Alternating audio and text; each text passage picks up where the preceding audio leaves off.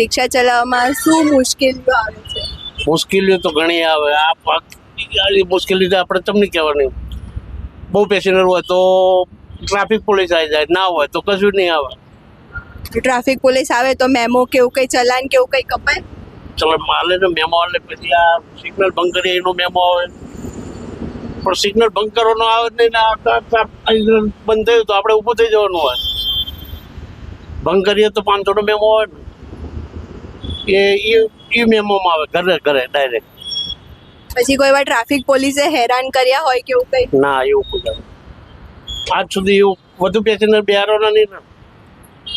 અમારા 3 ને 4 બસ. કોઈ ફેમિલી વાળું હોય તો 4 સુધી હોય, બાકી 3 જ હોય. બરાબર. પછી તમને સરકાર જોડે કઈ માંગવું હોય તો એ તમે શું માંગો? એક વસ્તુ મેડમ આમાં શું કહેવાનું કેવું કે સરકાર ખુદનું ના કરી શકે એ બીજાનું શું કરવાની. એટલે આપણે આમાં કમાવાનું ને આપણે ખાવાનું પીવાનું રહેવાનું બસ. માગીએ તો કઈ આપણું ઘર હાલીને ચલાવવાની સરકાર. એટલે એવું બધું તો આગળનું વિચારતા નહીં. આપણે કાલ શું કરવું અને આજ ચમનું કાઢવું, બસ એટલું વિચારવાનું. આગળનું વિચારો, આગળનું આપણું તો કઈ માન્ય રહેવાનું નહીં. માન્ય શું રહે આપણું?